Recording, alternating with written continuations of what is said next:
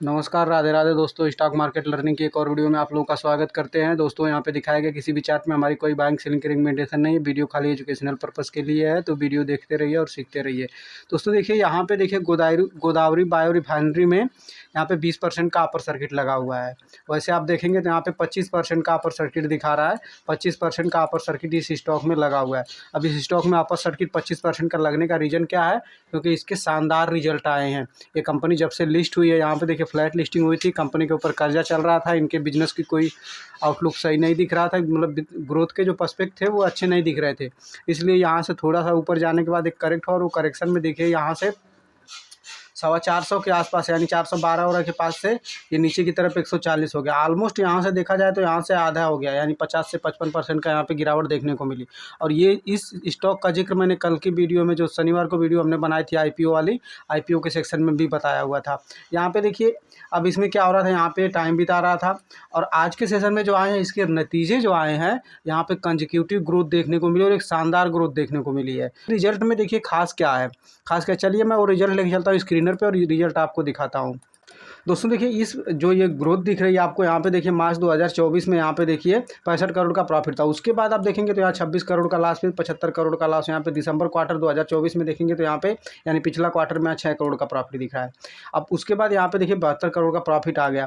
अब इन लॉस के मुकाबले यहाँ पे जो प्रॉफिट आया है ये अच्छा खासा यहाँ पे देखिए मूवमेंट देखने को मिला है। अब इसमें क्या था कि इनका पिछला को जो प्रदर्शन दिख रहा था, कुछ क्वार्टर में इनका प्रदर्शन जो इतना डल था, ये प्रदर्शन डल होने का सरकार की जो एथनॉल ब्लेंडिंग के ऊपर कुछ प्रावधान बने हुए थे उन चीनी मिलों के ऊपर, तो इन सब चीज़ों को लेकर ये कंपनी का पूरा कारोबार ही एथनॉल है, यानी गोदावरी बायो रिफाइनरी यानी कि बायोफ्यूल से बनाती हैं और इनको ज़्यादातर काम इनका एथनॉल से के ऊपर है। तो उस पर सरकार के कुछ ड्यूटी और इम्पोर्ट्स के कुछ प्रॉब्लम्स चल रहे थे, इसलिए सरकार इस पर लगा के रखी हुई थी ड्यूटी व्यूटी। तो इसकी वजह से यहाँ पे देखिए इनके जो नतीजे थे बेहद ख़राब आ रहे थे, लेकिन अब धीरे धीरे चीज़ें सुधरती हुई नज़र आ रही है। तो इस लिहाज से यहाँ पे देखा जाए इनको अच्छा खासा एक प्रॉफिट देखने को मिला है और प्रॉफिट में अच्छा खासा जंप देखने को मिला है। 6 करोड़ से यहाँ पे देखा जाए तो यहाँ पे 72 करोड़ का प्रॉफिट आते हुए दिखा है।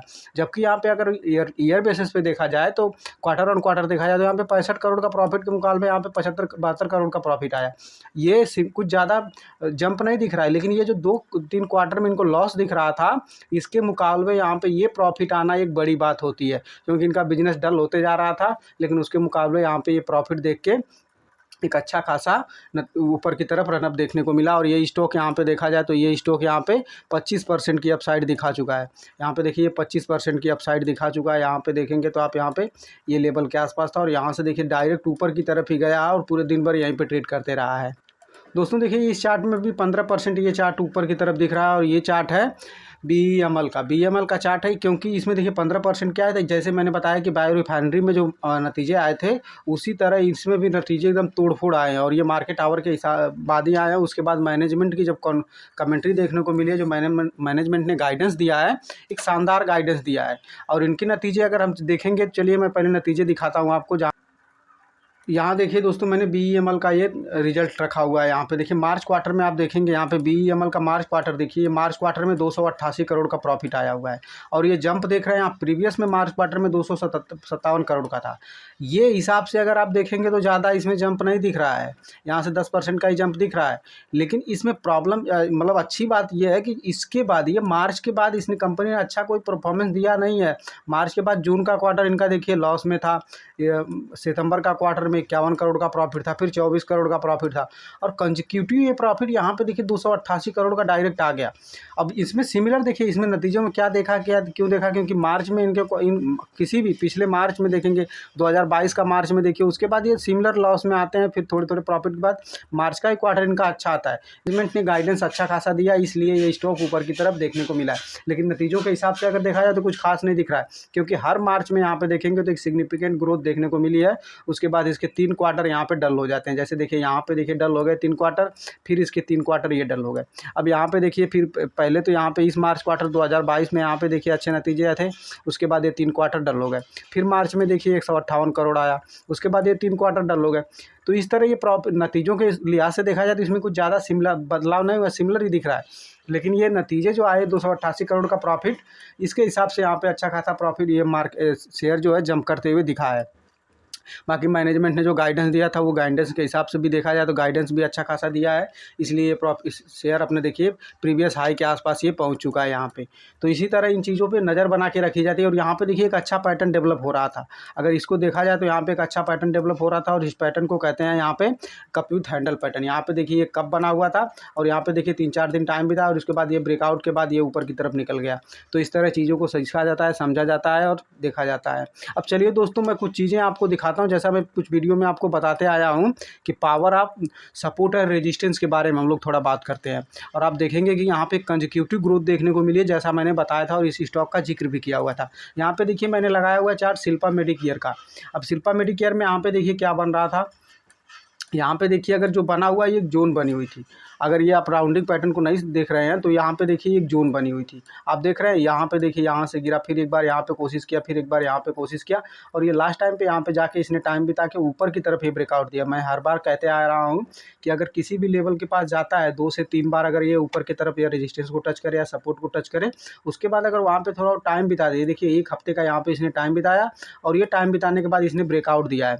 अब ये ब्रेकआउट देख रहे हैं, कंसेक्यूटिव सेशंस पे ब्रेकआउट दिया है, क्योंकि प्रीवियस का जितना भी हाई था इस हाई के ऊपर जाके क्लोज किया हुआ है। ये कैंडल हाई के ऊपर क्लोज की हुई है, और यहाँ पे बेहतरीन वॉल्यूम आए थे। ये देखिए प्रीवियस का कुछ वॉल्यूम की स्थिति देखेंगे तो यहाँ पे बेहतरीन वॉल्यूम आए थे। और आप उसके बाद यहाँ पे देखिए जब ये कैंडल ओपन होती है, और फिर आज के सेशन में देखिए एक अच्छा खासा रनअप देखने को मिला है।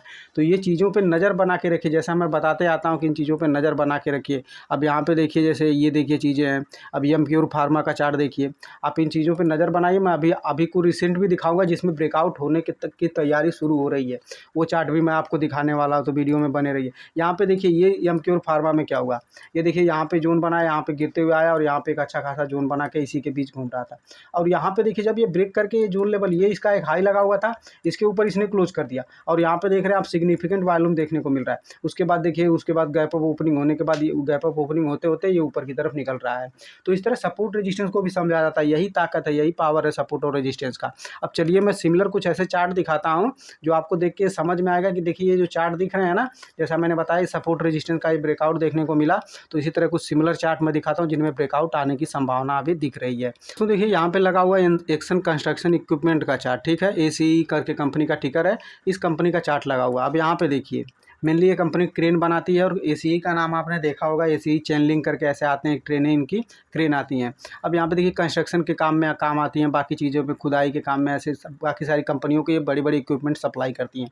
अब इसमें देखिए जैसा मैंने एमक्यूर और शिल्पा मेडिकेयर में दिखाया आपको, यहाँ पे देखिए सिग्निफिकेंट आपको देख रहा होगा कि हर बार ये रेजिस्टेंस यहाँ पे जाके रुक रहा है। अब ये क्या कर रहा है, इस लेवल को ये देखिए डिसाइसिवली ब्रेक किया हुआ है।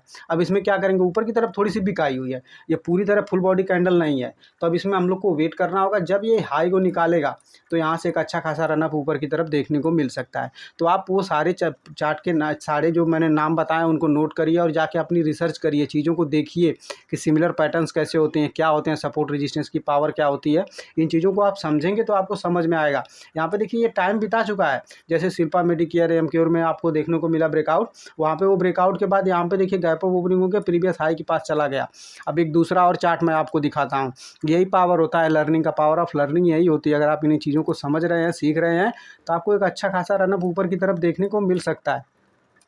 अब देखिए यहाँ पे एक चार्ट लगा हुआ है, ये देखिए सानसेरा इंजीनियरिंग का चार्ट है, ये देख रहे हैं आप सानसेरा इंजीनियरिंग में यहाँ क्या हो रहा है।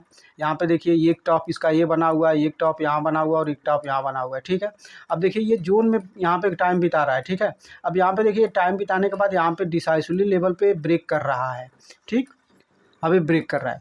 अब हमें इसमें क्या किया जा सकता है, आप देख रहे हैं ना, यहाँ पे ब्रेक कर रहा है, इस लेवल के ऊपर ही निकल के यहाँ पे देखिए थोड़ा सा नीचे आके क्लोज किया हुआ है। लेकिन अब तक की ये प्रीवियस के कुछ महीनों में देखा जाए तो इस क्वार्टर की ये सबसे बेहतरीन क्लोजिंग यहाँ पे देखने को मिल रही है, और यहाँ पे फुल वॉल्यूम के साथ भी आया हुआ है। ये वॉल्यूम देख रहे हैं, प्रीवियस का कुछ वॉल्यूम देखिए, ये जो ऊपर की तरफ रनअप था इसमें भी अच्छा खासा वॉल्यूम था। तो यहाँ से अगर ये ब्रेक करता है तो एक अच्छे खासे रनअप के लिए ऊपर की तरफ जा सकता है। ये देखिए आपके लिए सुविधा के लिए मैंने दोनों चार्ट एक साथ लगा दिए। यहाँ पे देखिए इसमें देखिए ब्रेकआउट होने की तैयारी, जैसा मैंने कहा कि ये देखिए चीज़ें बन रही हैं।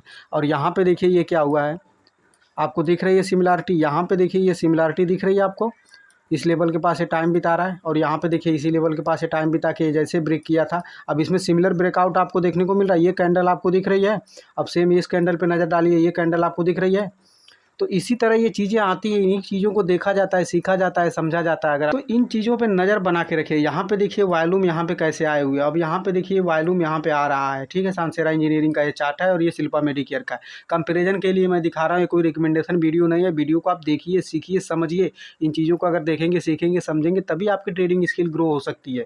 तो इन चीज़ों पे नज़र बना के रखिए। अभी के लिए इतना ही दोस्तों। अगर वीडियो पसंद आई हो तो वीडियो को लाइक करिए, शेयर करिए अपने दोस्तों के साथ। और अगर आपने चैनल को सब्सक्राइब नहीं किया तो चैनल को सब्सक्राइब कर लीजिए। मिलते हैं नेक्स्ट वीडियो में। जय हिंद दोस्तों।